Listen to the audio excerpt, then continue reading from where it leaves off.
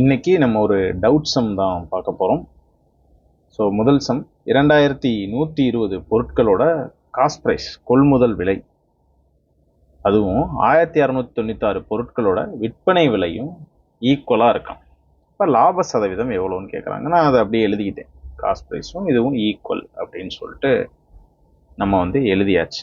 சரியா? ரைட். இப்போ இதை அடிச்சு கொடுக்கலாமா? நம்ம இதை என்ன பண்ணலாம்னா அடிச்சு கொடுப்போம். 4வது வாய்ப்பாடால் அடிச்சு கொடுப்போம். 5 தடவை 3 தடவை 0, 4 2 4. ஓகே, இப்போ ஒரு சைடாக ஏதாவது எழுத பார்ப்போம். காஸ்ட் ப்ரைஸ், இந்த செல்லிங் ப்ரைஸை இங்கே கீழே கொண்டு வருவோம். 4 2 4 டிவைடட் பை 530ன்னு போடலாமா? சரி, நமக்கு என்ன தெரியும்னா லாபம் அப்படின்னா என்னன்னா காஸ்ட் ப்ரைஸு கம்மியாக இருக்கணும், செல்லிங் ப்ரைஸு கூட இருக்கணும். சரியா? இந்த காஸ்ட் ப்ரைஸையும் செல்லிங் ப்ரைஸையும் கம்பேர் பண்ணால் காஸ்ட் ப்ரைஸ் கம்மியாக இருக்கணும், செல்லிங் ப்ரைஸ் எனக்கு கூட இருக்கணும். காஸ்ட் ப்ரைஸ் கம்மியாக இருக்கா? இருக்குது சார். செல்லிங் ப்ரைஸ் கூட இருக்கா? இருக்குது. அப்போ இங்கே ப்ராஃபிட் வரப்போகுதுன்னு அர்த்தம். சரியா? ப்ராஃபிட் வரப்போகுது. சரி, காஸ்ட் ப்ரைஸை விட எவ்வளவு செல்லிங் ப்ரைஸ் கூட இருக்குது அப்படின்றத பார்ப்போம். காஸ்ட் ப்ரைஸை விட எவ்வளவு செல்லிங் ப்ரைஸ் கூட இருக்குது? 106 கூட இருக்குது சார். 106 அதிகமாக இருக்குது. சரியா? 106 அதிகமாக இருக்குது.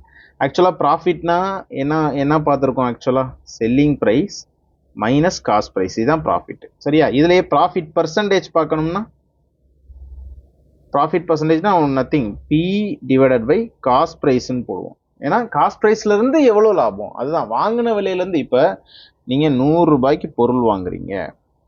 சரியா? 100 ரூபாய்க்கு பொருள் வாங்குறீங்க அப்படின்னா 100 ரூபாய்க்கு பொருள் வாங்குறீங்க அப்படின்னா இப்போ நீங்கள் 105 ரூபாய்க்கு விற்றுருக்கீங்க. அப்போ எவ்வளோ லாபம்? 5 ரூபா லாபம். எதுலேருந்து நீங்கள் சொல்கிறீங்க 5 ரூபா லாபம்? 100 ரூபாயிலேருந்து எனக்கு 5 ரூபா லாபம்னு சொல்கிறீங்க. 100 ரூபான்றது என்னது? வாங்கின விலை. இது வித்த விலை. சரியா? வாங்கின விலையில தான் ப்ராஃபிட்டை ஆக்சுவல் ப்ராஃபிட்ன்றது இருக்கும். சரியா? வாங்கின விலையில தான் ஆக்சுவல் ப்ராஃபிட்ன்றது இருக்கும். இப்போ profit divided by CP into 100. சரியா? Profit divided by CP into 100. எனக்கு இங்கே ப்ராஃபிட் என்னது? 106 சார். சிபி என்னது? 424 சார். சரியா? இதை முதல் அடிச்சு கொடுங்க. ஒரு தடவை, இது 4 தடவை. 1/4னாலே டைரெக்டாக நம்ம என்ன பண்ணலாம்? 25% அப்படின்னு பர்சன்டேஜாக எழுதலாம். இன்டூ 100 போடாமலே டைரெக்டாக நம்ம ஷார்ட்கட்டில் போடலாம். ஸோ இதுதான் ஆன்சர். சரியா? ரைட். அடுத்த சம், இதுவும் சந்தேக கேள்வி தான். Shopkeeper calculate is profit percentage on the selling price. அது காஸ்ட் ப்ரைஸில் கால்குலேட் பண்ணுவோமா? இப்போ இந்த சம பாருங்கள், நம்ம ஆக்சுவல்ன்ற போது கீழே காஸ்ட் ப்ரைஸ் போட்டுக்கிட்டோம். கரெக்டாக? கீழே வாங்கின விலையை நம்ம போட்டோம். இங்கே என்ன பண்ணுறாங்களாம்? ப்ராஃபிட்டை வித்த விலையில் கம்பேர் பண்ணுறாங்களாம்.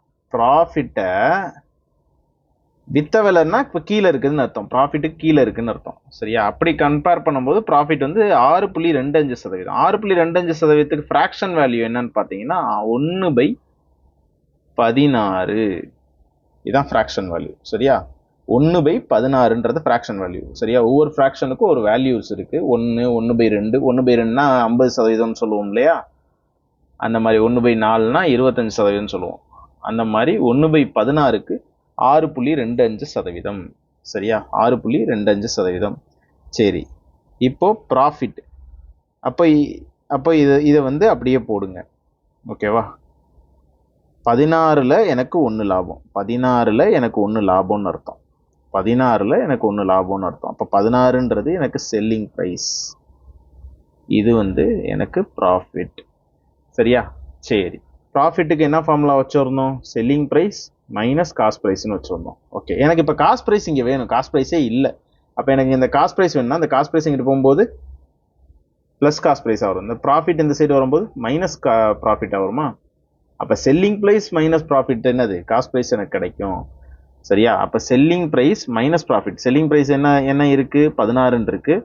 அப்போ ப்ராஃபிட் 1 இருக்குது. இதை மைனஸ் பண்ணோம்னா எனக்கு 15 கிடைக்குமா? இப்போ காஸ்ட் ப்ரைஸ் 15. அப்போ உண்மையான ப்ராஃபிட் காஸ்ட் ப்ரைஸில் தானே கண்டுபிடிக்கணும், செல்லிங் ப்ரைஸில் கண்டுபிடிக்கக்கூடாது. ப்ராஃபிட்ன்றது எனக்கு 1ன்னு தெரியும். உண்மையான ப்ராஃபிட் நான் 1/15 கண்டுபிடிக்கணும். சரியா? 1/15 கண்டுபிடிக்கணும். 1/15னா என்ன சார் வேல்யூ? 6.66%. இதான் வேல்யூ. அப்போ 6.66னா 62/3%. ஓகேவா? தேங்க்யூ. So much. வீடியோ முடிஞ்சு.